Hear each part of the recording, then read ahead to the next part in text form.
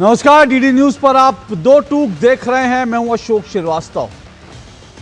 जनता इस देश की बहुत समझदार है। इस देश की जनता जो है डेमोक्रेसी को लेकर, लोकतंत्र को लेकर बहुत सजग है। लेकिन जो लोग जनता को बेवकूफ समझने की कोशिश करते हैं, जो जनता के फैसलों को अलग अलग फेक नैरेटिव से चुनौती देने की कोशिश करते हैं, जनता उन्हें एक बार नहीं बार बार सबक सिखाती है। पर बड़ी बात यह है कि जनता जिन्हें सबक सिखाती है वो लोग सबक सीखने के लिए तैयार हैं या नहीं। इस देश की जनता, इस देश के मतदाताओं का मन बहुत बड़ा है।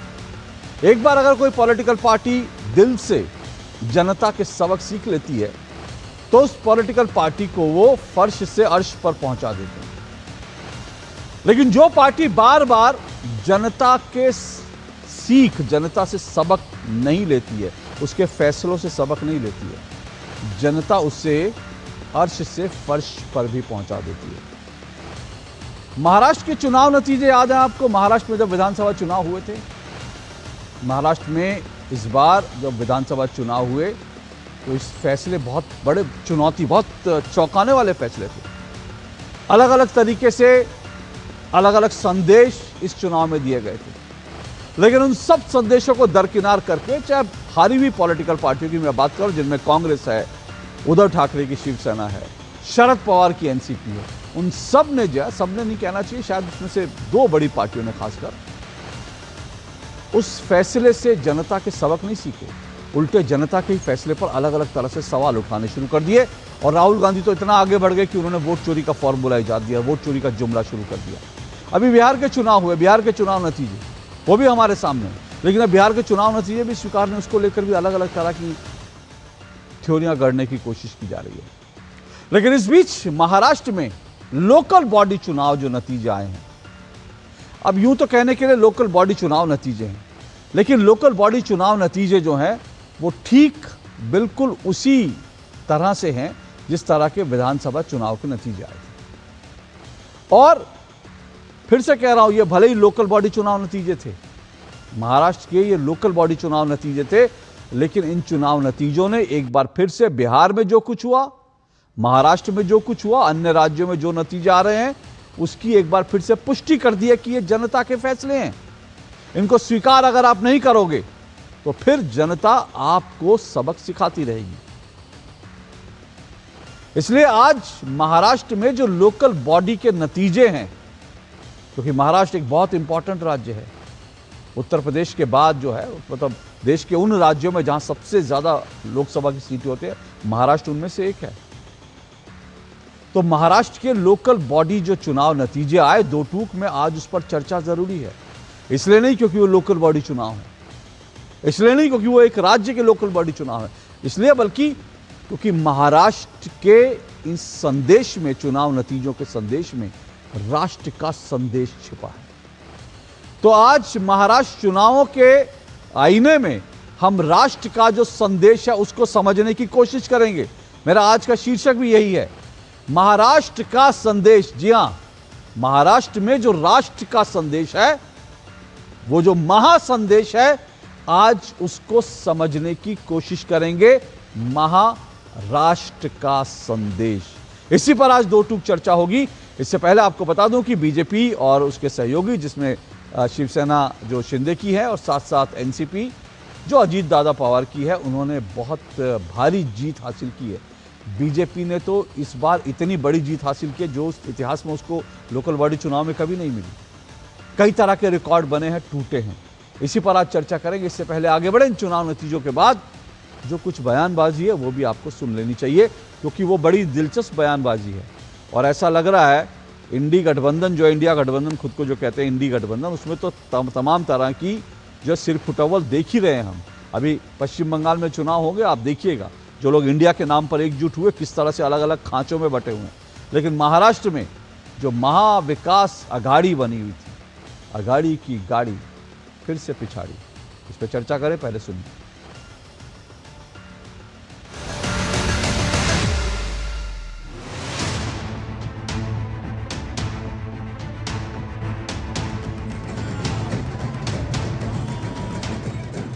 महाराष्ट्र की जनता ने फिर एक बार भारतीय जनता पार्टी पर और हमारी महायुति पर पूरे तरीके से विश्वास दिखाया है।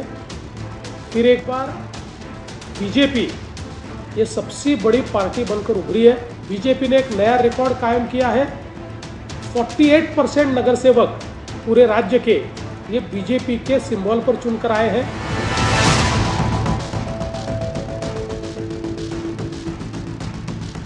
लोकसभा में महायुति से लड़े हैं, विधानसभा में महायुति से लड़े हैं और महापालिका चुनाव में भी महायुति लड़ेगी और महायुति जीतेगी। मुंबई में कांग्रेस को गंभीरता से लेने की कोई आवश्यकता नहीं।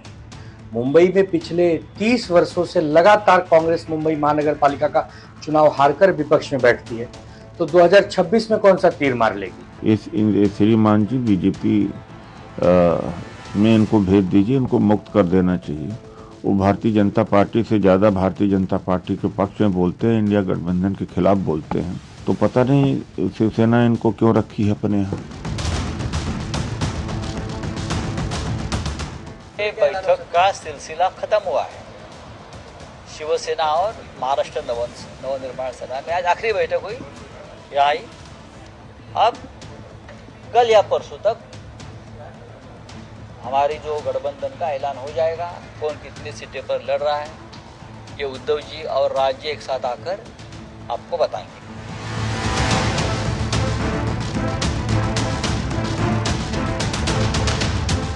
देखिए, बीएमसी का चुनाव बहुत अहम होता है। बीएमसी का बजट बहुत बड़ा होता है। कई देश के छोटे मोटे प्रांतों से ज़्यादा बजट है। लेकिन कांग्रेस ने तो खुद तय किया है कि हम अकेले चुनाव लड़ेंगे, इसलिए शिवसेना को कोई टिप्पणी करने की ज़रूरत ही नहीं है।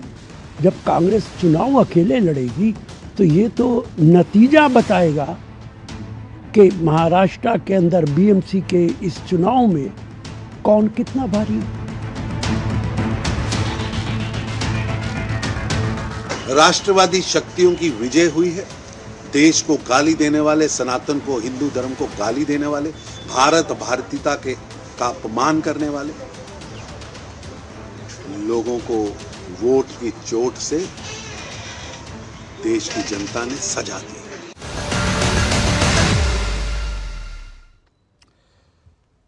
तो ये तमाम बयान आपने सुने, किस तरह से शिवसेना, उद्धव ठाकरे की शिवसेना कांग्रेस पर वार कर रही है, कांग्रेस जो है उसका प्रतिकार कर रही है, और बीएमसी चुनाव जिसका बजट जो है करीब 7,000 करोड़ का बजट जिसका बताया जाता है, वहां पर जो है अब जो है तलवारें तन चुकी हैं। इन सब पे चर्चा करेंगे। मेरे साथ आज 5 मेहमान जो हैं आज की डिबेट में फिलहाल जुड़े हैं। आप परिचय करवा दूं, विश्वास पाठक मेरे साथ जुड़े हुए हैं, बीजेपी के जो है प्रवक्ता हैं विश्वास पाठक। मेरे साथ तहसीन पूनावाला जुड़े हैं, राजनीतिक विश्लेषक हैं मेरे साथ तहसीन पूनावाला।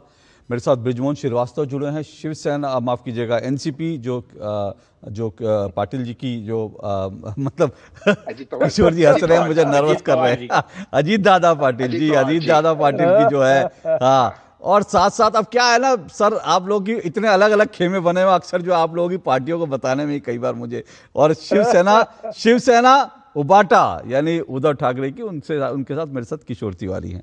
बहुत जल्द मेरे साथ पवन पटेल भी जुड़ेंगे कांग्रेस के, और तहसीन पूनावाला जी 15 मिनट के लिए हैं, तो मैं तहसीन जी से और साथ साथ जो है मैं किशोर तिवारी जी से शुरू करता हूं। तहसीन जी इसलिए मेरे साथ में आज जुड़े हैं खास करके क्योंकि तहसीन जी ने जिस तरह से शिवसेना और उद्धव ठाकरे बंधुओं पर जो दावा बोला है, तो मुझे लगता है कि किशोर तिवारी को इसका सामना करना चाहिए। लेकिन उससे पहले मैं आपको इस चर्चा वालों में इस चुनाव का, देखिए मैं खुद जब इसका विश्लेषण कर रहा था तो मैं क्यों कह रहा हूं, इसके 7 संदेश जो है बड़े स्पष्ट हैं।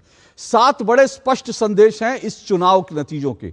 वो संदेश आपको बताता हूं जो मेरे हिसाब से मुझे लगता है आप लोग इसको काउंटर कर सकते हैं। पहला संदेश क्या है, महाराष्ट्र से राष्ट्र को पहला संदेश क्या है, कांग्रेस का हार की गारंटी बन चुका है। कांग्रेस के साथ आप जाएंगे तो आपका डूबना तय है। कांग्रेस का हार की गारंटी बन चुका है। यह संदेश नंबर 1 है महाराष्ट्र से राष्ट्र को जो संदेश गया है। संदेश नंबर 2 क्या है, वोट चोरी जैसे जुमले जो हैं, ये टाइपिंग में कुछ गड़बड़ लग रही है मुझे, वोट चोरी जैसे जुमले जो हैं वो जनता ठुकरा चुकी है। जी हाँ, पूरा आपके सामने आ गया। वोट चोरी जैसे जुमले जो राहुल गांधी ने बड़े शान से दिया था, उसको जनता ठुकरा दी चुकी है। अब तीसरे जो है संदेश पर आई। तीसरा संदेश है, हिंदुओं और भारतीय सेना का अपमान देश बर्दाश्त नहीं करेगा। आप चाहे तो आप इस तरह की बयानबाजी करते रहे, लेकिन जनता का फैसला साहब है। हिंदुओं को गाली देकर भारतीय सेना का अपमान करके आपको लोग बर्दाश्त नहीं करेंगे। चौथा संदेश, भाषा के नाम पर नफरत फैलाना अब जीत का नहीं बल्कि हार का फॉर्मूला बन चुका है। देखिए किस तरह का हश्र हुआ जो है राज ठाकरे का, वो आपको दिख रहा है, जो सबको थप्पड़ मारते फिरते थे। पांचवा संदेश क्या है, असली शिवसेना एकनाथ शिंदे की ही पार्टी है। विधानसभा चुनाव में एकनाथ शिंदे ने दावा किया था, अब जनता ने इस पर मोहर लगा दी है। छठा जो है इसका संदेश क्या है, बाला साहब की विचारधारा से समझौता उद्धव ठाकरे की सबसे बड़ी भूल साबित हुई है, उनकी राजनीति की सबसे बड़ी भूल साबित हुई है बाला साहब ठाकरे अपने पिता की विचारधारा से समझौता करना। और सातवां संदेश, राज ठाकरे महाराष्ट्र की राजनीति के जीरो हैं। वो अक्सर जो हैं बड़े बड़े बयान दे के हीरो बनने की कोशिश करते हैं, लेकिन जनता ने कहा कि आप महाराष्ट्र की राजनीति के जीरो हो और जीरो बनकर उसी में चक्कर लगाते रहिए। ये सात मैंने कहा कि मेरे हिसाब से जो है 7 संदेश हैं। चर्चा शुरू करते हैं। तहसीन पूनावाला, क्या लगता है, कांग्रेस ने शिवसेना को डुबाया, शिवसेना उबाटा को, या शिवसेना उबाटा ने जो है कांग्रेस को डुबा दिया?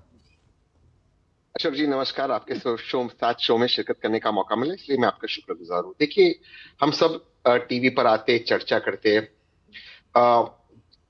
एनसीपी और शिवसेना का स्प्लिट हो गया है, लेकिन कभी भी जब भी चर्चा महाराष्ट्र को लेकर होती थी, गंभीर मुद्दों पर चर्चा होती थी, गंभीरता से होती थी।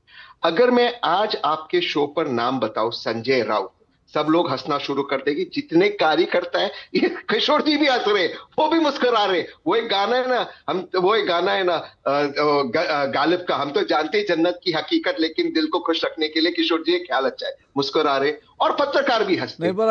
सुनिए सर, एक मिनट, आपने जो एक कहावत, लेकिन एक कहावत भी है जो संजय राउत जी के लिए फिट, हम तो डूबेंगे सनम, तुमको भी ले डूबेंगे। बिल्कुल। तो जितना नुकसान, कांग्रेस को छोड़ दो, कांग्रेस का तो मैं मानता हूं, मैं कांग्रेस का वोटर हूं, लेकिन कांग्रेस का बुरा वक्त चल रहा है, लेकिन जितना नुकसान संजय राउत ने आदरणीय उद्धव बाला साहेब ठाकरे जी का किया है, उतना शायद किसी ने भारत के राजनीतिक इतिहास में नहीं किया है। पर्शियन में एक मुहावरा है, शाहनशाह आलम अज दिल्ली ता पालम, यही हो गया इनकी हालत, यही हो गई इनकी हालत।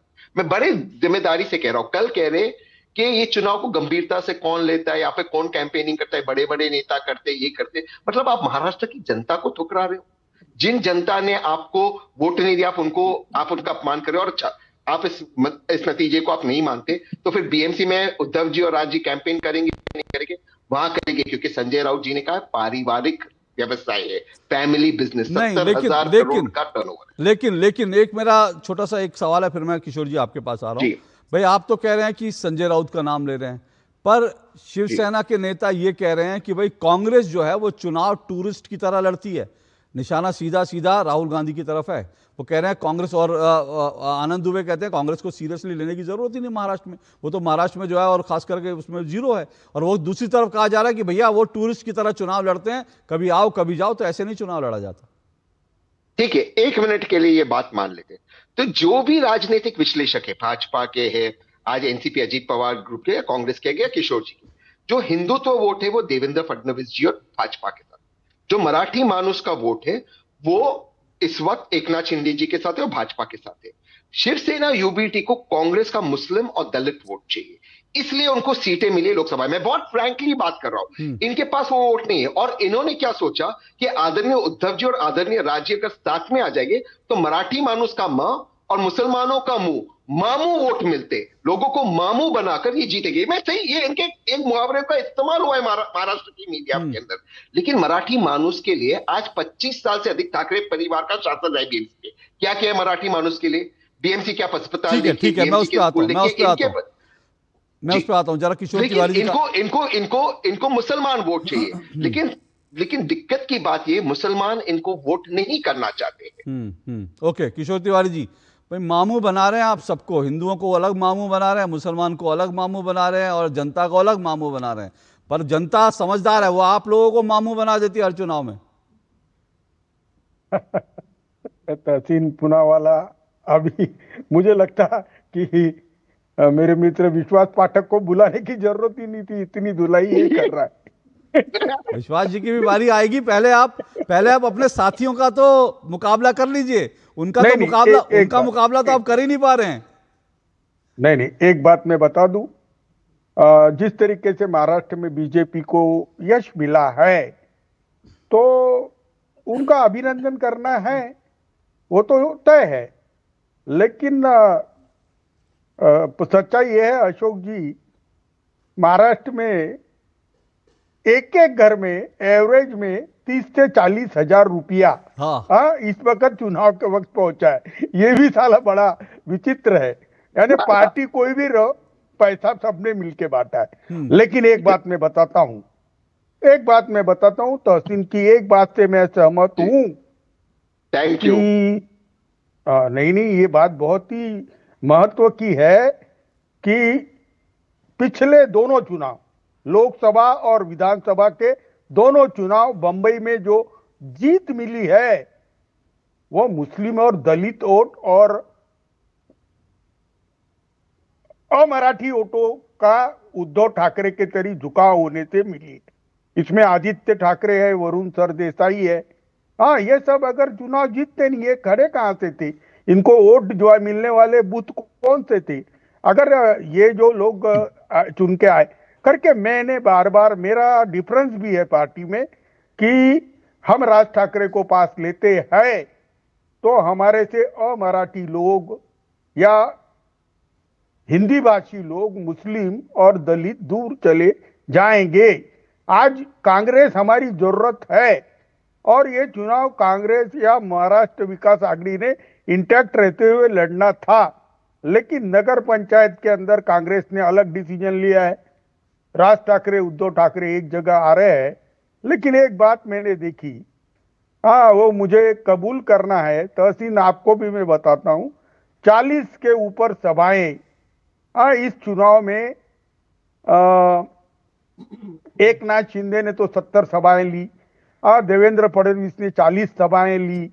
लेकिन हमारे कांग्रेस पार्टी के तरफ से हम थे तो उनके कोई नेता नहीं आए और मातोश्री से ये बाप बेटे भी बाहर नहीं निकले। तो इलेक्शन को सीरियसली लेना चाहिए, ये संदेशा तो जा रहा है।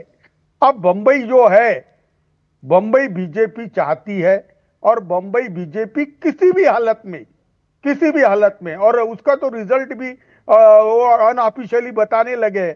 क्या मशीन का सेटिंग है अशोक, क्या मुझे मालूम नहीं, लेकिन 90 सीट उनके आएंगी और 43 सीटें एक नाथ शिंदे के आएंगी, वो अभी से बता रहे। तो मुझे आप फिर से कह रहा हूं, मैंने 7 संदेश बताए आज इस चुनाव के, लेकिन मुझे नहीं लगता कि आप लोग अभी कोई संदेश, पहले आपने कही थी जनता को पैसा मिला है ना हर पार्टी ने, फिर उसके बाद आप कह रहे हैं कि ईवीएम का मुझे नहीं पता लेकिन ऐसा लगता है वैसा लगता है।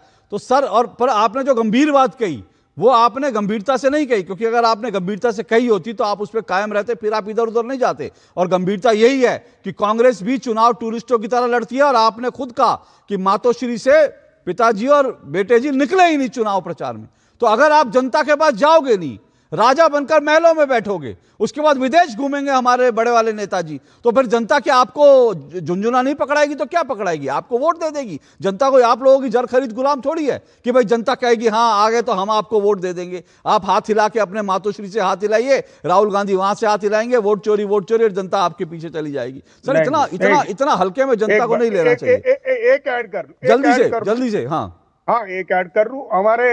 हमारे संजय राउत सुबह में अपना राष्ट्र के नाम संदेश देते हैं और हफ्ते में 1-2 बार प्रेस कॉन्फ्रेंस भी हो जाती है हमारी नेता की।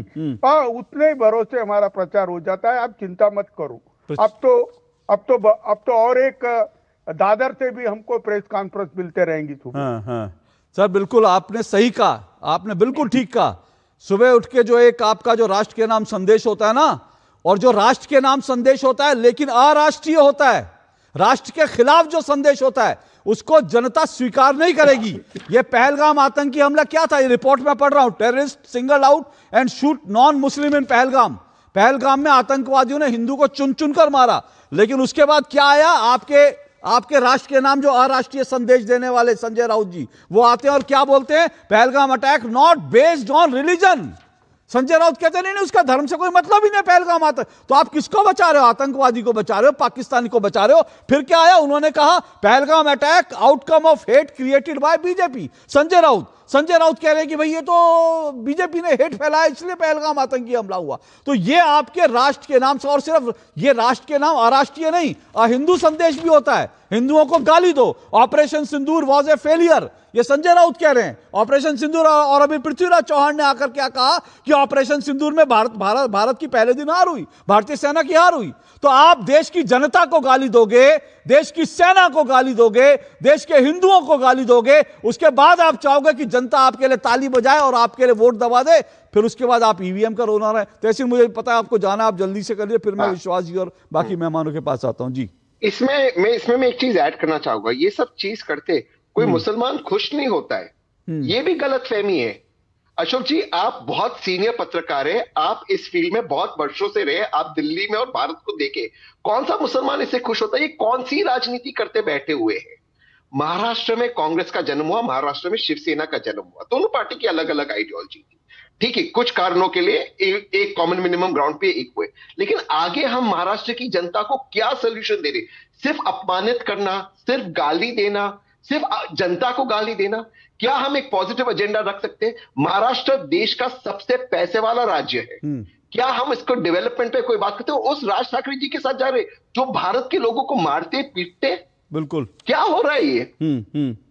बिल्कुल आपने ठीक कहा। और एक ऐसे गठबंधन की पार्टियां जो स्टालिन के साथ सहयोग में है, अभी बिहार में उन नेताओं को घुमान ले गए। लेकिन मैं फिर से कह रहा हूं कि गंभीरता आपको लानी पड़ेगी। तहसीन, शुक्रिया आपका, आपने, लेकिन हाँ तहसीन जल्दी से एक जाते जाते एक कमेंट जरा राज ठाकरे पर करेंगे। राज ठाकरे का जो है, मैंने कहा वो महाराष्ट्र का हीरो समझता है, लेकिन जनता उनको जीरो, आपको क्या लगता है? देखिए, गणित और सियासत का एक नियम होता है, आप कितने भी बड़े धुरंधर हो, कितने भी बड़ा आपका नंबर हो, आंकड़ा हो, अगर आप शून्य से मल्टीप्लाई होगे उसका नतीजा हमेशा हमेशा हमेशा शून्य होगा। और महाराष्ट्र की जनता, आवाम ने बताया कि राज ठाकरे जी को शून्य मिला, असेंबली चुनाव में भी मिला, अभी भी शून्य मिला। और आप शून्य से कितना भी आदरणीय उद्धव ठाकरे जी मल्टीप्लाई करेंगे, शून्य ही नतीजा निकलेगा। यही प्रकृति का नियम है, यही साइंस है, इसको समझिए। वो सिर्फ बोलते हैं, उनको मीडिया अटेंशन, वो बहुत बड़े मास लीडर है, 6 एडिटर्स और 9 पत्रकारों की मास लीडर है। चले, शुक्रिया, आपने जीरो की बात करी, ये बात सही है। लोगों को मैथ्स आना चाहिए कि 0 × 0 0 होता है, और आपने कुछ जीरो की बात करी, एक जीरो मैं भी लेकर आया हूं। और किशोर तिवारी जी, ये मेरे पास खबर है, Uddhav Thackeray alliance out on duck in Mumbai bus transport union, वहां भी आपका जीरो था। 0 0 0 और 0 से गुणा करते रहिए तो 0 0 ही खाते में जमा होते रहेंगे, और फिर जो है आप लोगों के इसके अलावा कुछ हाथ आएगा नहीं। लेकिन विश्वास जी, आपसे जानना चाहूंगा, विश्वास जी, क्या ये नतीजे जो हैं, अभी हम तरुण चुग जी को सुन रहे थे, आपके राष्ट्रीय महासचिव हैं, उन्होंने कहा कि भाई इस तरह की बयानबाजी जब आप दोगे, हिंदुओं के खिलाफ बोलोगे और आतंकवादियों के एक तरह से उनको दोगे और सेना का अपमान करोगे, तो ये आपको जनता, क्या आपको लगता है ये कोई फैक्टर था, या जो किशोर जी ने कहा भाई पैसे सबने बहुत बांटे, जिसके पास ज्यादा खाते थे वो जीत गए? देखिए, हमारे महामंत्री तरुण चुग साहब ने जो कहा वो तो सही है और वो जनता जानती भी है। लेकिन इस चुनाव की जो विशेषता थी, जिसमें इसका पूरा नेतृत्व देवेंद्र जी फडणवीस इन्होंने किया था, उन्होंने करीब करीब 50 सभाएं ली, और 2 सभाओं के बीच में वो टेलीफोन द्वारा तीसरी सभा भी लेते थे। और जिस प्रकार से उन्होंने मेहनत की, वो सभी सभाओं में उन्होंने कभी भी किसी के खिलाफ बात नहीं की। नो नेगेटिव नैरेटिव, केवल पॉजिटिव। हम विकास के मुद्दे पे, हमने विकास महाराष्ट्र में क्या किया, इस बात के लेकर उन्होंने अपना भाषण किया, और हम आगे जाके क्या करने वाले, उसी प्रकार के हमारे महायुति के जो भागीदार है, एकनाथ जी शिंदे, अजित ठाकरे, इन्होंने पॉजिटिव बातें की। दूसरी तरफ क्या था कि कांग्रेस पूरी तरफ से सोई थी, शिवसेना, उद्धव ठाकरे घर के बाहर ही नहीं निकले, शरद पवार, उनकी तरफ से भी कोई सभाएं नहीं हुई थी। देखिए अशोक जी, ये जनता का, ये कार्यकर्ताओं का चुनाव था। 8-10 सालों के बाद में चुनाव होने वाला था, इसलिए कार्यकर्ता में बड़ा उत्साह था।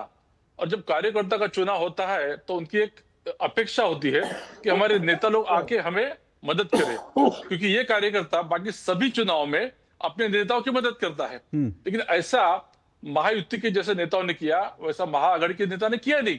संजय राउत जो करे थे, उन्होंने बीईएसटी का आपने जो जिक्र किया, बीईएसटी के चुनाव के बाद में उन्होंने ये कहा कि हमने तो इनके लिए छोड़ दिया। वो कोई चुनाव है क्या?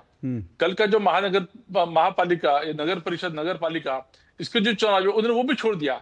मैं तो कहता हूं इन्होंने बीएमसी, एनएमसी, पूना सब चुनाव छोड़ दिए है, क्योंकि हमारी तैयारी तो शुरू से हो गई है। हमने तैयारी कैसी की है? भारतीय जनता पार्टी का काम करने का तरीका देखो कैसा है। लोकसभा में हमें बड़ा नुकसान हो गया। नुकसान होने के बाद में हमने ईवीएम मशीन, इलेक्शन कमीशन, ऐसे फालतू बातों में हमने समय गवाया नहीं। मतलब बेसिकली आप कह रहे हैं पॉजिटिव। वो दूसरी चीज जो आपने एक बस लास्ट मोमेंट बोलिए। हम लोकसभा के बाद में वेरी नेक्स्ट मोमेंट से हमने काम करना चालू कर दिया, इसलिए विधानसभा में हमें इतना बड़ा सफलता मिली। उसके बाद में कल की भी इसमें मिली, और बीएमसी, एनएमसी, पूना, ये सब लगभग तय है 15 जनवरी को हम हमारा विजय उत्सव मनाने वाले हैं। चलिए, वो तो वक्त बताएगा। लेकिन मैं आपसे सवाल पूछने वाला था कि भाई जब आपने कहा कि भाई मुख्यमंत्री देवेंद्र फडणवीस ने इतनी सभाएं की, मैं आपसे पूछने वाला था कि भाई क्या मुख्यमंत्री को, बड़े नेताओं को ऐसे लोकल बॉडी चुनाव में इतनी ताकत झोंकनी चाहिए? लेकिन आपने जो जवाब दिया उसमें से उसका अर्थ, मतलब उसका जवाब मुझे मिल गया। जैसा आपने कहा कि भाई लोकल जो कार्यकर्ता उसका चुनाव होता है तो नेता लोग उसके लिए उतरते हैं। मैं एक अशोक जी एक ही बात जल्दी से बोल लीजिए। जैसा महाराष्ट्र के विधानसभा का चुनाव था, उस समय मैं भी इलेक्शन मैनेजमेंट कमेटी में था। हमारे केंद्र के 2 मिनिस्टर्स 3 महीना तक यहाँ पर आके बैठे थे। भारतीय जनता पार्टी हर चुनाव को उतना ही इंटेंसिटी के साथ लड़ती है, ये मुझे बताना है। ओके, ठीक है किशोर जी, आऊंगा मैं। पहले मुझे पवन पटेल जुड़ चुके हैं मेरे साथ, कांग्रेस के नेता हैं, और दूसरी तरफ जो है बृजमोहन श्रीवास्तव जी जुड़े हुए हैं। बृजमोहन जी, मैं इस चुनाव का अगर मैं मोटा नतीजा अगर मैं देखता हूं, जैसा मैंने कहा भाई विचारधारा से समझौता जो है ना, वो उद्धव ठाकरे ने किया, उनको भारी पड़ रहा है विचारधारा से समझौता, क्योंकि वो अलायंस जो है वो स्वाभाविक अलायंस नहीं है।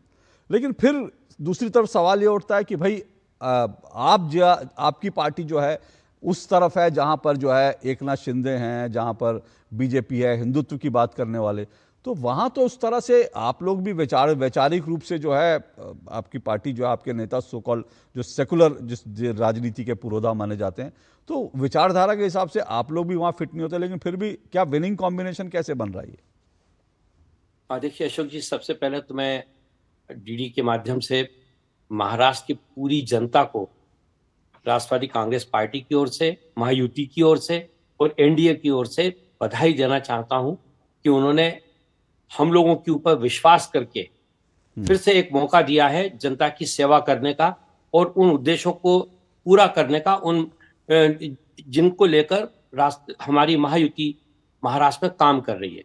देखिए कि मैं आपके साथ मुद्दे और जो अभी आपने कहा, मैं थोड़ा सा इन सारी बातों से डिफर हूं। हो सकता है शायद मेरी बात एकदम से बिल्कुल ठीक ना भी लगे। देखिए कि अभी 2024 के चुनाव के परिणाम के बाद इस देश के आम मतदाता ने इस बात को महसूस किया कि उनसे चूक हुई है, और उस चूक को ध्यान में रखते हुए आप देखिए उसके बाद के जितने भी चुनाव हुए, सारे की सारे चुनाव में आदरणीय नरेंद्र मोदी जी और आदरणीय अमित शाह साहब के नेतृत्व को लोगों ने खुल के दिल के साथ उस पर समर्थन दिया है। निश्चित रूप से इसमें आदरणीय देवेंद्र फडणवीस साहब, आदरणीय शिंदे जी, आदरणीय अजीत दादा पवार, सारे महायुति के पार्टी के कार्यकर्ता, अलग अलग दलों के लोग, सारे लोगों ने प्रयास किया। मैं उससे उनकी मेहनत और उसको कभी नकार नहीं रहा हूं, लेकिन असली मुद्दा इसमें यह है कि लोगों को यह विश्वास है कि अगर देश की प्रगति होनी है, देश को यदि आगे ले जाना है, तो आदरणीय नरेंद्र मोदी और अमित शाह से बेहतर नेतृत्व आज देश के पास किसी भी राजनीतिक दल के पास नहीं है। और ये लगातार जो जीत हो रही है उसके पीछे मूल कारण यही है। देखिए अभी बिहार में जिस प्रकार से वोट मिले, अब वो स्पष्ट है क्या संदेश देते हैं वो। कोई भी आरोप लगा दिया जाए, ईवीएम का आरोप लगा दिया जाए, पैसे बांटने का आरोप लगा दिया जाए, लेकिन मैं मानता हूं कि इन सारी बातों को खाली चर्चा तक या आरोप लगाने तक लोग सीमित रखते हैं। हकीकत बिल्कुल इससे अलग है। आम आदमी के मन में इस बात को लेकर विश्वास है कि देश की विकास और देश की प्रगति के लिए जो नेतृत्व होना चाहिए वो लोगों की निगाह में इन दोनों नेताओं के रूप में सामने है। ओके। अभी आप देखिए आने वाले पश्चिम बंगाल के इलेक्शन में भी आप देखिएगा। अभी आप देखिए कि केरल में क्या हुआ जी। केरल में भी पंचायतों के जो चुनाव हुए हैं, बिल्कुल, उसका परिणाम क्या आया है? कारण क्या है? स्पष्ट कारण यही है कि लोगों को लगता है कि अगर हमको अपने क्षेत्र का विकास करना है, मुझे अपने प्रदेश का विकास करना है, तो हमें उस आदमी उनको वोट देना पड़ेगा जो इस बात के लिए पूरी तौर से कमिटेड है। आज आप महाराष्ट्र में देखिए कि 3 इंजन की सरकार हो गई जी। 3 इंजन कैसे? दिल्ली की सरकार, राज्य की सरकार और नगरीय निकायों की सरकार। अब इसके बाद महायुति के ऊपर जिम्मेदारी भी बहुत ज्यादा आ गई है, क्योंकि जिस प्रकार से जनता ने विश्वास किया है, जिस प्रकार से जनता ने आशीर्वाद दिया है, इसके लिए जरूरी है कि अब हम लोगों को और ज्यादा कमिटेड होकर और ज्यादा मेहनत के साथ लोगों के बीच में जाना होगा और उनका काम करना पड़ेगा। चलिए सर, मेहनत तो आप कह रहे हैं ठीक है करना पड़ेगा, लेकिन मैं जो बीजेपी कार्यकर्ताओं को जानता हूं, मतलब मैं आपकी पार्टी की बात नहीं करता, लेकिन मैं बीजेपी, शिवसेना, एकनाथ शिंदे की पार्टी के कार्यकर्ताओं से बात करता हूं तो वो लोग कहते हैं हमको मजदूरों की तरह खटाया जाता है। अब आप और कितनी मेहनत कराना चाहते हैं मुझे नहीं पता कि, लेकिन वो विचारधारा के लिए कमिटमेंट है, उसको आप श्रेय भी देंगे, उसमें कोई बात नहीं। उनकी विचारधारा के लिए जो कमिटमेंट है वो जबरदस्त कमिटमेंट है। लेकिन पवन पटेल जी, मैंने शुरू में ही कहा इस चुनाव का एक बड़ा संदेश, राष्ट्रीय संदेश ये है कि कांग्रेस का हाथ हार की गारंटी बन गया।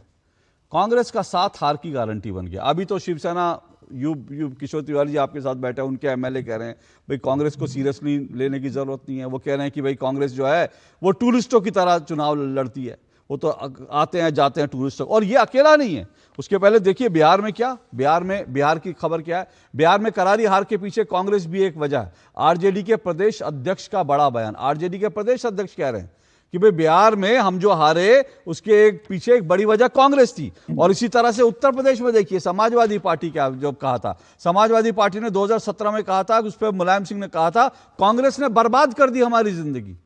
ये मुलायम सिंह जी का बयान है, कांग्रेस ने बर्बाद कर दी हमारी जिंदगी।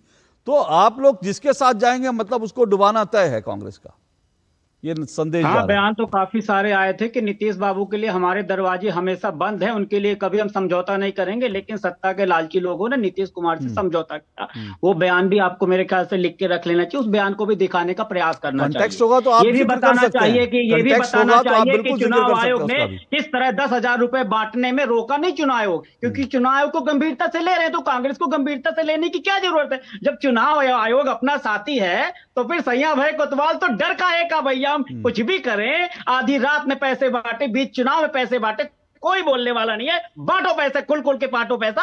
ये सोचने वाली बात है कि जनादेश है या धनादेश है।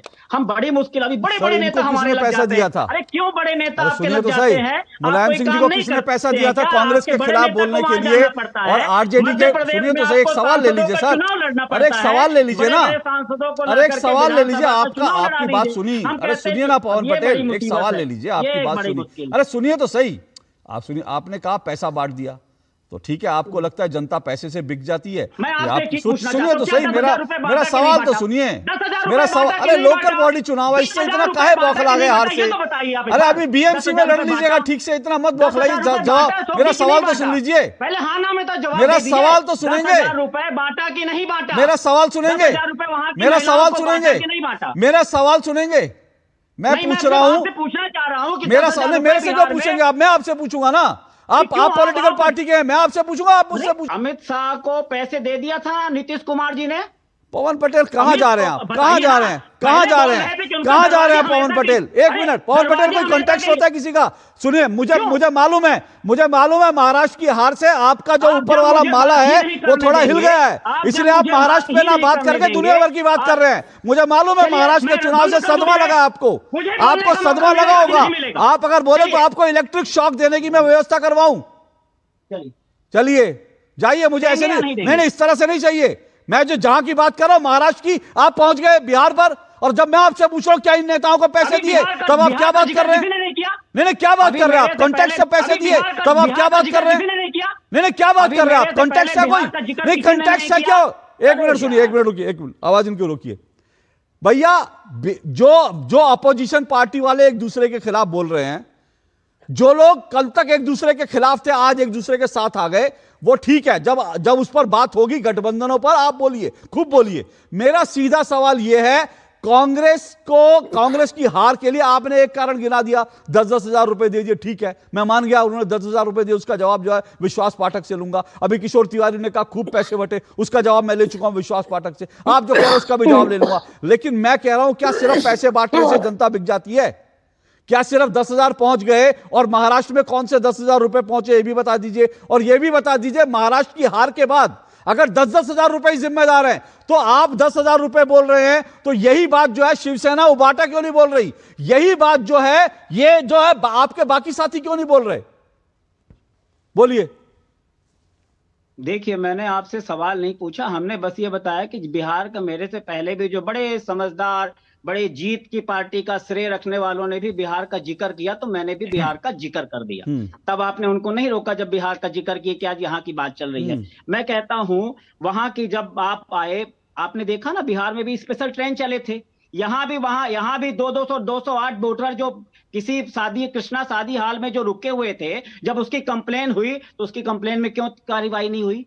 पुलिस ने भी जांच किया कि हाँ 208 महिलाएं रुकी हुई है, फिर वो कहां से आ गई, कैसे चली गई। तो भारतीय जनता पार्टी, इन सब बातों पे कोई मुद्दा बात नहीं होनी चाहिए। बसों में भर भर करके वोट डाल रहे थे, लोग कंप्लेन कर रहे थे, अब पुलिस वहीं पे खड़ी थी, इस पे कोई कार्रवाई नहीं होनी चाहिए। मतलब गजब का तमाशा है कि जीत का श्रेय नरेंद्र मोदी जी इतने ताकतवर प्रधानमंत्री हैं, एक तो काम बता दीजिए ना, जो 10 काम उन्होंने सबसे पहले जिनको बोलते थे उनको नहीं करेंगे, फिर भी जीतते जाएंगे। गजब का तमाशा, जहां देखो हो गया। अब महाराष्ट्र हो गया, 1 मिनट आ रहा हूं, 1 मिनट आ रहा हूं। हो गया आपका बिहार पुराण हो गया आपका। महाराष्ट्र पे आ जाए अब। बिहार पुराण हो गया आपका।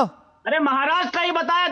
महाराष्ट्र में 1 मिनट, अरे पवन पटेल सुने, बिना चिल्लाए बोले। महाराष्ट्र में आपका सीधा मुझे बताइए, क्या आप पैसे बांटे इसलिए हारे? आप मुझे बताइए, हाँ ना? आपको लगता है पैसे इन्होंने बांटे इसलिए आप लोग ये हारे? मुझे बताइए, यही कहना चाहते हैं आप?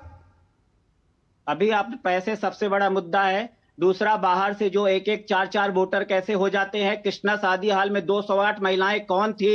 इन सब का जवाब तो मिलना चाहिए ना। विश्वास पाठक बोलिए। 208 महिलाओं के ऊपर क्या विश्वास पाठक बोलिए। अशोक जी, मैं बीच में बात नहीं की, इसलिए हमारे मित्र भी बात नहीं करेंगे, इसी में अपेक्षा रहता हूँ। देखिए, आज मेरी चौथी डिबेट है अशोक जी, और कांग्रेस के सभी प्रवक्ता इत्तेफाक से या जो भी है इसी फ्रस्ट्रेशन में बात कर रहे हैं। लेकिन मैं उन्हें बताना चाहता हूँ, महाराष्ट्र में आपको 288 में से 31 जगह मिली है, जो अच्छी है, और मैं आपका अभिनंदन करना चाहता हूँ। महाराष्ट्र में आपको 31 जगह मिली, कर्नाटक में आपकी सरकार है, तेलंगाना में आपकी सरकार है, हिमाचल प्रदेश में आपकी सरकार है। हमने कभी कहा कि आपने पैसा बांटा? अरे ये तो लोकतंत्र है, लोकतंत्र को आप रिस्पेक्ट करना सीखो। लोकसभा में महाराष्ट्र में हमको बुरी करारी हार मिली, हमने नहीं चिल्लाया, हम काम पे लग गए। हम चाहते कांग्रेस जैसा इतना पुरातन पक्ष, पार्टी थोड़ा मेहनत करे, आगे हमें भी एक अच्छा विपक्ष चाहिए, ऐसे फ्रस्ट्रेशन में मत चाहिए। जहां तक रहा सवाल, हमारे साथ में एकनाथ जी शिंदे काफी जगह फ्रेंडली फाइट हुई, उन्होंने कभी इसे आरोप नहीं किया कि भारतीय जनता पार्टी पैसा देके बांटी, ये हमने कभी आरोप नहीं किया। मुझे ऐसा लगता है कि भारतीय जनता पार्टी की तरफ से सभी पार्टी को ये सीख लेनी चाहिए कि अगर हमको प्रजातंत्र में रहना है तो प्रजातंत्र का रिस्पेक्ट करना पड़ेगा, और उसके साथ ही हमको हमारे देश को आगे बढ़ाना पड़ेगा। किशोर तिवारी, आपको लगता है कि पवन पटेल जो कह रहे हैं हार के वही कारण है? अगर वही कारण है, आप भी कह दे, तो मैं मान लेता हूं कि भाई ठीक है। इसका मतलब यह है कि मेरे हिसाब से, बाकी आप लोग अपना अपना आकलन कीजिए, मेरे हिसाब से आप लोग इन हार के बाद भी सबक सीखने के लिए तैयार नहीं है। बोलिए किशोर तिवारी। देखिए, हाँ, स्क्रीन पर ला नहीं रहे हो मुझ पे। आगे सर, आगे आप स्क्रीन का, आपकी आवाज बुलंद है, जाए पहुंचेगी देश तक। चलो, नहीं ऐसा है, पवन पटेल को एक बात मैं कहूंगा कि आत्मचिंतन तो होना ही चाहिए। जिस तरीके से पूरा तैयारी के साथ हेलीकॉप्टर में एकनाथ शिंदे घूम रहे थे, और जिस तैयारी के साथ देवेंद्र फडणवीस हर कॉन्स्टिट्यूंसी में घूम रहे थे, तो वैसे तो हमारे कोई नेता घूमे ही नहीं। नेता घूमे तो नहीं, परंतु चुनाव के वक्त ही किरकिरी करने वाले बयान बहुत आ गए। इससे तो भाई चुनाव बीजेपी तैयारी से लड़ रही है, और हम चुनाव को तैयारी से नहीं लड़ रहे हैं, ये बात अगर कोई करता है तो इसको निगेटिव क्रिटिसिज्म नहीं समझना चाहिए। मेरे गांव के अंदर ऐसे चुनाव हुए कि बीजेपी और एकनाथ शिंदे एकनाथ शिंदे खुद मेरे गांव में आए। और बीजेपी ने तो पूरा का पूरा लवाजमा उतार दिया था, लेकिन कांग्रेस से हमने सिंबल क्या ले लिया, वो आके देखे ही नहीं हमको, इतने सूखे सूखे रखे हमको। तो ऐसा अगर कार्यकर्ताओं को हवा पे छोड़ दोगे तो चुनाव के अगर परिणाम गलत आए तो फिर कुछ तो रिस्पॉन्सिबिलिटी नेताओं ने लेनी चाहिए। और ये तो हमको ये सबक सिखाना है। अगर इसका भी आत्मचिंतन बहुत अच्छे तरीके से नहीं हुआ, और हम जो बार बार बता रहे हैं कि हिंदी भाषी वोट, दलित और माइनॉरिटी वोट बंबई के इंटैक्ट रखना है, उद्धव जी के साथ रखना है, तो राज ठाकरे को 2 हाथ दूर रखना है। ठीक है, लेकिन मैं राज ठाकरे पर आता हूं, क्योंकि मुझे लगता है एक बड़ा फैक्टर है राज ठाकरे। लेकिन हाँ, पवन पटेल भैया, किशोर तिवारी जी को तो मुझे नहीं लगता किसी ने पैसे दिए होंगे। किशोर तिवारी पैसे में बिकने वाले आदमी तो नहीं है कि उनको विश्वास पाठक ने जो है, उनका डिबेट चल रहा है तो उनको तुरंत पेटीएम कर दिया हो कि अब जरा इनको पवन पटेल जी को समझाइए कि अपना आत्मचिंतन कर लें, तो विश्वास जी ने फट से उनको जो है ट्रांसफर कर दिए 10,000 रुपये। वो आप ही के पार्टी के, आपके गठबंधन के नेता है। कभी गठबंधन के नेताओं को भी सुन लिया करिए, हमेशा वोट चोरी वोट चोरी वोट चोरी, ये हो गया 10,000 दे दिए। थोड़ा इससे बाहर निकलेंगे तो जनता का फैसला समझ पाएंगे। बोलिए। नहीं, बाहर हम निकले या नहीं निकले, आपने तो पहले ही सब कुछ ठप्पा लगा ही दिया कि हम समझे ना समझे। जो आप कह रहे हैं ठीक है, सबसे बड़ी पार्टी है, सबसे बड़ा मोदी जी का ऐसा चमत्कारिक नेतृत्व है, लेकिन आपने एक बार नहीं पूछा। हम 208 महिलाओं का जिक्र किया तो आदरणीय भारतीय जनता पार्टी के प्रवक्ता ने कहाँ की बात की थी, लेकिन आपने एक बार नहीं पूछा कि पवन ने पूछा उसका जवाब दे दो। वही 208 महिलाओं का नहीं पूछा आपने। हम ये कहते इतनी नंबर 1 की पार्टी है तो 208 महिलाओं से, अच्छा मान लेता हूँ, चलिए 1 मिनट, 208 महिलाओं से आप 3,325 सीटें हार गए। अपनी आवाज बंद कर ले रहा हूं, मैं सुन रहा हूं, लिए चलिए बोलिए। बृजमोहन श्रीवास्तव जी बोलिए। वो कह रहे हैं 208 महिलाओं का इधर उधर हुआ, इसलिए जो है ये चुनाव जो है वो 208 महिलाएं और 208 महिलाओं ने कांग्रेस को 105 सीटों पर समेट दिया। और मैंने अशोक जी, एक मिनट रुकिए जी। पवन पटेल सुनिए, एक मिनट, पवन पटेल सुनिए। अशोक जी, एक मिनट रुकिए। ब्रिजमोहन जी एक मिनट रुकिए। पवन पटेल, मेरी डिबेट में किशोर तिवारी भी विरोधी हैं, इसके पहले तहसीन पूनावाला थे। जो आपकी भाव भंगिमा होती है ना, जरा कभी शीशे में देख लीजिए। अशोक जी, नहीं, मेरी बात सुनिए ना, मेरी पूरी बात सुन लीजिए, मेरी पूरी बात सुन लीजिए। आप जिस भाव भंगिमा के साथ जिस तरह से तनतना कर बोलते हैं, वो आप भी कांग्रेस की हार में कारण होते हैं। जनता देख रही है कि कांग्रेस के नेता कि उधर किशोर तिवारी बोल रहे हैं, इधर बाकी पार्टियों के नेता बोल रहे हैं, कोई नहीं तनतना रहा। आप जिस तरह से तनतनाते हो, कांग्रेस के नेता जिस भाषा का प्रयोग करते हैं, जिस तरह से तनतनाते हैं, आप लोग भी हार का कारण बनते हैं। तरीके से भी अपनी बात रख सकते हैं। अब रखिए, एक मिनट ब्रिजमोहन जी, एक मिनट रुक जाएगा, एक मिनट सुन लीजिए। तरीके से आपको बात रखने का मौका दे रहा हूं, तरीके से रखिए। ब्रिजमोहन जी एक मिनट रुकिए, बोलिए। जी, मैं ये बोल रहा हूं, आप रिवाइंड करके देखिएगा कि मैं जैसे बोलता हूं आधा मिनट नहीं होता क्या बोलना चालू कर देते हैं। कम से कम एक बार तो मेरी बातें पूरी होने दीजिए, एक बार तो पूरी होने दीजिए। मैं जैसे कुछ भी बोलूंगा, अब बोलिए, बात बोलिए। मैं ये पूछना चाह रहा हूं कि बड़ी अच्छी पार्टी है, इन्होंने काम जो मुद्दे गिनाए सबसे ज्यादा उनको पूरा नहीं किया, लेकिन फिर भी हम जीतेंगे। जितने मोदी जी ने बोला वो भी फिर हम जीतेंगे। हम कहते इतनी अच्छी पार्टी है तो शिवसेना एनसीपी बार बार दूसरी पार्टियों को क्यों तोड़ना पड़ता। अभी आप ये, अगर हमारे साथ दूसरा ऐसा होता तो आप अपनी तरफ से प्रश्न पूछते, लेकिन आप एक बार नहीं पूछते कि भाई अगर आप इतना अच्छा काम कर रहे हैं, आपके बड़े बड़े नेता एकदम ग्राउंड लेवल पे काम कर रहे हैं, तो क्यों दूसरी पार्टियों को तोड़ना पड़ता है, क्यों झूठ बोलना पड़ता है, क्यों 10,000 रुपए। हम कहते कोई औकात नहीं 10,000 रुपए की, लेकिन बांटा तो ना। आचार संहिता लगी तो उस समय 10,000 बांटा, तो मैं इसका जिक्र कर रहा हूं। तो आप एक बार नहीं पूछे कि हाँ सही बात है, बांटा तो है पैसे। कम से कम अशोक जी, थोड़ा सा हम जैसे छोटे लोगों का भी ध्यान, मनोबल बढ़ाने के लिए एक आध बार तो पूछ लिया करिए कि पवन अभी पूछ रहा तो उसका जवाब दे दो। आप मेरे स्वभाव भाव पे ध्यान देते हो, सब कुछ करते हो आप। जैसे मैं बोलने लगता हूं तो वैसे ही करते। मैं भी इतना परिपक्व नहीं हूं कि मैं बड़ी तुलना कर सकूं, लेकिन बोलता है थोड़ा सा मौका दे दिया करिए, एक आध हमारे प्रश्न भी पूछ लिया करिए, तो हम लोग का भी मनोबल बढ़ेगा। बाकी हार तो रही है, सही बात है। अच्छा, हो गया। अब मैं आगे बढ़ूं। एक मिनट, एक मिनट। पवन पटेल, आपने कहा रिवाइंड करके ये भी देखिएगा, जब इसके पहले आप पिछली बार बोल रहे थे, कितनी देर आप बोले हैं और कितनी देर अनइंटरप्टेड बोले हैं, ये भी देखिएगा। और रिवाइंड करके ये भी देखिएगा कि आपको जो 2.5 मिनट मिले अनइंटरप्टेड, उसमें आपने मेरे एक भी सवाल का जवाब दिया हो तो यह भी बता दीजिएगा। और अभी भी जो आपने 1.5 मिनट अनइंटरप्टेड बोला है, उसमें आप मुझे किशोर तिवारी ने जो मुद्दे उठाए उनका अगर आपने एक भी जवाब दिया हो तो यह भी रिवाइंड करके देखिएगा, मुझे बताइएगा। आप 208 पे, विश्वास पाठक 208 पे बोलेंगे, अभी आप 10,000 पे बोलेंगे उन पर, लेकिन 10,000 रुपए करके आप अगर पूरी डिबेट को डीरेल करना चाहते तो वो मैं होने नहीं दूंगा। चलिए बृजमोहन जी बोलिए।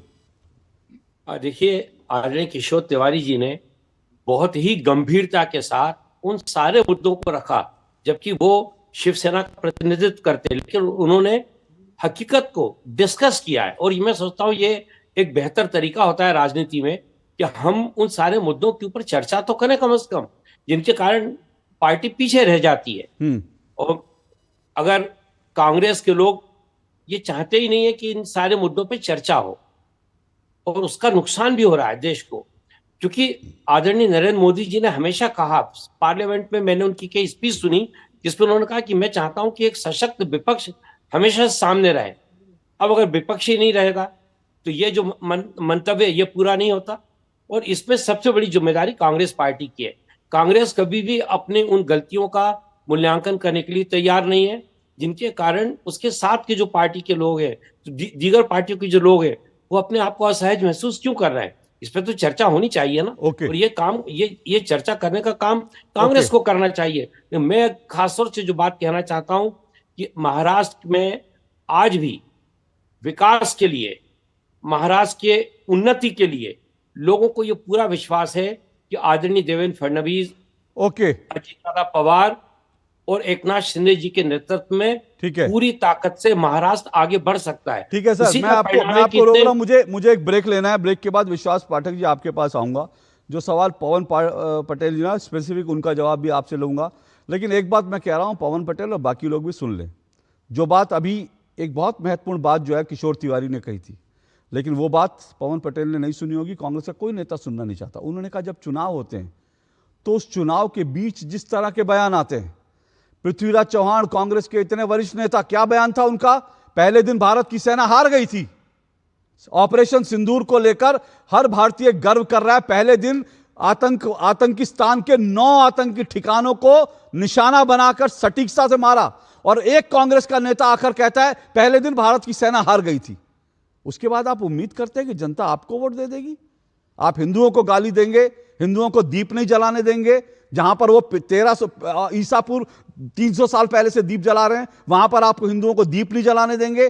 डीएमके जैसी पार्टी के साथ जाएंगे जो कहेगी हिंदुओं का समूल नाश होना चाहिए, हिंदुओं को जड़ से उखाड़ दो, सनातन का नाश होना चाहिए, सनातन डेंगू मलेरिया। फिर उसके बाद चुनाव हार जाओगे तो हाय ईवीएम, हाय चुनाव आयोग बीजेपी के साथ है। नहीं सीखना चाहते तो मत सीखिए, हमें क्या फर्क पड़ता है। आप लोग पिछले 11 साल से विपक्ष में बैठे हैं, भगवान करे आप लोग ऐसे बोलते रहे और 111 साल तक विदेश में विपक्ष में बैठे, हमें क्या फर्क पड़ता है। आपके नेताजी विदेश घूमते रहे, हमें क्या फर्क पड़ता है।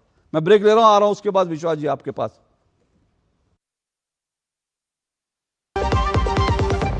अदरक की हुई कुटाई, चाय की पतीली चढ़ाई, ऐसी बनी चाय। सिर्फ अदरक से चाय का स्वाद नहीं आएगा। नहीं आएगा बेटा, चाय का असली टेस्ट MDHT+ से ही आएगा। लौंग, हरी इलायची से भरपूर MDH टीम्स मसाला। मसाले सच MDH। जरा सी हंसी दुलार जरा सा, the taste of India।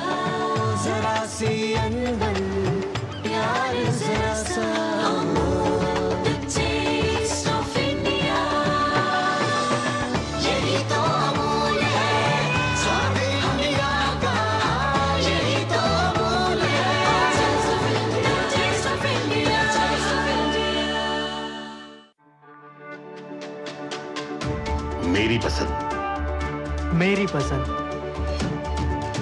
मेरी पसंद, मेरी पसंद,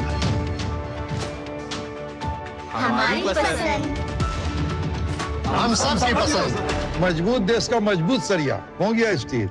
LIC युवा प्रोफेशनल्स के लिए लाए हैं नवजीवन श्री। करें नियमित प्रीमियम का भुगतान, जीवन बीमा का आनंद लें। प्राप्त करें प्रीमियम के प्रतिशत पर गारंटीकृत एडिशंस। अपने वित्तीय लक्ष्यों के अनुरूप मैच्योरिटी पर गारंटीकृत धनराशि पाएं। मौजूदा पॉलिसी धारकों के लिए आकर्षक अतिरिक्त लाभ आज ही खरीदें। कौन है जो जोड़े देश को? विकसित भारत का विकसित भारत। गोल्डी छोले मसाले, जहाँ जाएं रिश्ते बने। गोल्डी लाए हैं फ्रेश लॉक टेक्नोलॉजी, जो रखे मसालों को हर समय फ्रेश। चलिए, दो टूक आप देख रहे हैं। दो टूक में हम चर्चा कर रहे हैं महाराष्ट्र का संदेश।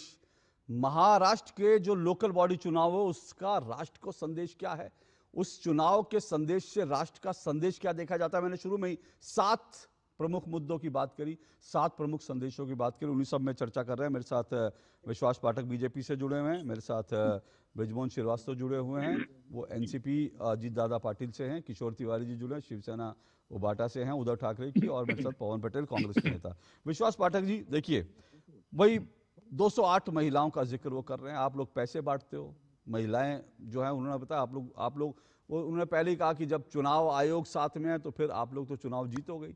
तो सीधी सी बात है कि आप लोग चुनाव में गड़बड़ी करके, और चुनाव आयोग आप लोगों की गड़बड़ियों के खिलाफ कोई एक्शन नहीं लेता, इसलिए आप बार बार जीतते हो। उनके दोनों चीजों का मैं जवाब देता हूँ। एक तो उन्होंने कहा कि हम पार्टी क्यों तोड़ते हैं, हमने एनसीपी को क्यों तोड़ा, शिवसेना को क्यों तोड़ा।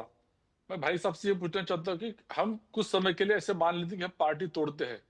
मुझे बताओ, कपिल सिब्बल समान नेता क्यों पार्टी छोड़ के जाते हैं? गुलाम नबी आजाद क्यों पार्टी छोड़ के जाते हैं? महाराष्ट्र में नारायण राणे, अशोक चव्हाण, राधाकृष्ण विखे पाटिल, देश में से अनेक लोग हैं, सिंधिया जी है, ये क्यों छोड़ कर गए? थोड़ा इसका चिंतन करो, उसके बाद में मेरी बात करो। जहां तक रहा 208 जो आप बात कर रहे हैं, मुझे बताओ कि शुरू से ही इनका जो एक पैटर्न है, देखो आज बांग्लादेश में क्या हो रहा है, पाकिस्तान में क्या हो गया, अफगानिस्तान में क्या हो गया, श्रीलंका, म्यांमार, सब जगह एक प्रकार का एक जो विचार है वो देश में अनरेस्ट पैदा करने की कोशिश कर रहा है। इसलिए इलेक्शन कमीशन को मत मानो, ईवीएम मशीन के ऊपर ये करो, हाई कोर्ट सुप्रीम कोर्ट की बात नहीं मानो, इस प्रकार की विचारधारा लेकर ये लोगों के आगे आना चाहते हैं। जब तक ये कॉन्स्ट्रक्टिव पॉलिटिक्स कर नहीं सकते तब तक ये इनकी गाड़ी पटरी पे नहीं आएगी, और भारतीय जनता पार्टी और महाविकास अपना महायुति, इसकी सरकार देश में राज करती रहेगी। ओके, पवन पटेल बोलिए। देखिए, मेरा निवेदन ये था कि एक तो इसका जवाब तो नहीं दे पाएंगे, ना ही होगा इनके पास जवाब, सही बात है। जब देखिए, हम सिर्फ 208 महिलाओं की बात नहीं कर रहे, 208 महिलाओं की चूंकि वीडियो जारी हो गया इसलिए हम बता रहे हैं। अनगिनत ऐसी चीजें हुई होंगी। एक वहां बुल्ढाना में जो गाड़ियों में भर भर के वोटर डाले थे, पुलिस वहां खड़ी थी, ये जो चीजें 2-4 समझ में पकड़ में आई उनका मैंने जिक्र किया। ये मैं नहीं बोल रहा सिर्फ 208 महिलाओं के कारण ही चुनाव जीत गए हैं। और वो अजीत पवार की बात कर, वही अजीत पवार जो 27,000 करोड़ का सिंचाई घोटाला था। और बाकी जो हमने ये नहीं कहा कि जो आदरणीय हमको बता रहे थे, सही बात, आत्मचिंतन करने, ये मनन करने की सबको करना चाहिए, लेकिन यहाँ पे जीत हार की बात जो कर रहे हैं तो हम अपने पक्ष को रखने का प्रयास कर रहे हैं कि जिस ढंग से जीतने का प्रयास की रही है। अगर इतना आज हम कहते चलिए नॉर्मल नेक टू नेक जीतते तो समझ में आता, लेकिन ये जो सुनामी आ जाती है, ट्रिपल इंजन, 4 इंजन, 5 इंजन की जो सरकार बनने का नया नया आयाम गढ़ते जा रहे हैं, वो आयाम गढ़ने वाली अभी ऐसी कोई बात सामने नहीं आई, कोई ऐसा बहुत बड़ा निर्णय हो गया हो, मैं ये बोलने का प्रयास कर रहा हूँ। ठीक है, इतना होता मैं सुनामी आ गई भैया, क्यों होगी? जो 10 बातें हम गिना दीजिए, जो 10 बातें बोला था भारतीय जनता पार्टी में वो नहीं पूरा करेंगे, फिर भी सुनामी आ जाएगी, तो थोड़ा सा संशय तो होता है। हम रोड में नहीं जा रहे, राहुल गांधी इतनी बड़ी पदयात्रा कर रहा, इतने सारे वोट चोरी कर रहा, अगर वोट चोरी आ रही, गड़बड़ी आ रही, तो हम उसको ना जाहिर करें, उसको अंदर कर ले कि हमने कहा चुनाव। पवन पटेल सुनिए, एक छोटा सा, मेरे पास समय कम है, उसके बाद किशोर तिवारी जी के पास जाऊंगा। जी जी जी। राहुल गांधी या केंद्र से किसी बड़े नेता ने, कांग्रेस के, इन लोकल बॉडी इलेक्शंस में कितनी सभाएं की? अभी विश्वास जी ने बताया कि जो वहां के मुख्यमंत्री थे उन्होंने 70 सभाएं वहां पर करी हैं। एक नाथ शिंदे का भी लगभग ऐसी आंकड़ा है। मुझे बताइए, कांग्रेस के किस नेता ने, किस बड़े नेता ने वहां कितनी सभाएं की? आंकड़ा है आपके पास? तो मतलब सिर्फ जीत हार का पैमाना सिर्फ बड़े नेताओं की सभा से हो जाता है क्या? चलिए, हो गया नहीं, यही पैमाना है क्या? हो गया, ठीक है। किशोर जी तो भाई, बिहार में जनता राहुल को तो गांधी वोट ने देना यात्रा चाहिए, निकाली थी। उससे बिहार में बड़े राहुल गांधी ने किशोर यात्रा तिवारी निकाली जवाब थी, दे, फिर भी किशोर हार तिवारी गए जी ना। भाई, पवन अशोक जी पटेल कह रहे हैं सुनने को जनता को तैयार वोट ही दे, नहीं नेता है। जाए ना जाए क्या फर्क पड़ता है। हाँ बोलिए बृजमोहन जी। पवन भाई सुनने को तैयार ही नहीं है। ठीक है सर, माइंड सेट है, इस मैं तो कह माइंड रहा सेट से हूँ बाहर नहीं आ रहा है। सर, मैं तो उनको शुभकामनाएं देता हूं। मैंने पहले ही कहा 11 साल विपक्ष में रहे, आप लोग चाहते हैं 111 साल बैठना, आपकी इच्छा है सर। लेकिन किशोर तिवारी जी क्या फर्क पड़ता है, क्यों जाना चाहिए बड़े नेताओं को? पवन पटेल कह रहे हैं उससे थोड़ी जनता वोट देती है। हमारे मेरा तो कुछ मेरा भी बोल देते हैं। अगर मेरा खुद का अनुभव बोलूं तो मेरे यहाँ हमारी कांग्रेस के साथ युति थी, तो हमने कांग्रेस का ही सिंबल लिया था, हाँ, क्योंकि कॉमन सिंबल रहे इसलिए। तो हमारा तजुर्बा ऐसा रहा कि कोई आया नहीं, आना तो ठीक, स्टेशनरी भी आई नहीं। और सबसे बड़ी बात जो लोकल इलेक्शन में, हाँ, सेना और बीजेपी से थी, हाँ, वो जो बड़ी बड़ी बैगे भर के आनी चाहिए थी वो ही नहीं आई। तो हम सूखे सूखे रह गए, हाँ, और हाँ, हमारे वोटर राही देखते रह गए। आखिरी में 4 बजे चले गए उनके तरफ। हम क्या करें? हाँ, जब बहुत बुरी तरह हारते ना अशोक जी, तो अब हमको लगता है कि हर पार्टी तो विचार करके ही चुनना चाहिए। विश्वास जी आपका आखिरी कमेंट 30 सेकंड। देखिए, आपने बड़ी एक सीरियस बहस आज की। मैं इतना ही कहूंगा कि हर पॉलिटिकल पार्टी ने एक सीरियस राजनीति करनी चाहिए, टेम्पररी राजनीति नहीं करनी चाहिए। जब हमारी संसद चलती है, लोकसभा चलती है, तो लोकसभा में बैठ के सवाल उठाना चाहिए। लोकसभा होने के बाद में लोकसभा के विषय रास्ते पे ले जाना, ये कोई सीरियस या गंभीर ऐसा पॉलिटिक्स नहीं है। पॉलिटिक्स अगर सीखना है तो आपको संगठन बेस ऐसी भारतीय जनता पार्टी की पॉलिटिक्स करनी पड़ेगी। चलिए सर, मैं तो एक ही बात कहता हूं। देखिए, सवाल यह है कि आप कहते हैं कि ये लोग सीरियस राजनीति नहीं करते, पवन पटेल कहेंगे कि जो है भाई ये तो चुनाव चोरी करके जीते हैं। पर मैं कहता हूं कि लोकसभा में या मतलब लोकतंत्र में जनता का परसेप्शन बड़ा इंपॉर्टेंट होता है। आपको लगता है कि जनता के चुनाव नेताओं को जाने की क्या जरूरत है, लेकिन जनता का परसेप्शन इंपॉर्टेंट होता है। परसेप्शन आप नहीं बना पा रहे हैं, आपको नहीं स्वीकार करना तो आप मत स्वीकार कीजिए। आप इसी में खुश हैं तो ईश्वर आपको सद्बुद्धि दे, इतना ही कह सकता हूँ। बहुत बहुत शुक्रिया, समय इतना ही है। 2 टूक में कल आपसे मुलाकात होगी। फिलहाल इजाजत दीजिए, नमस्कार।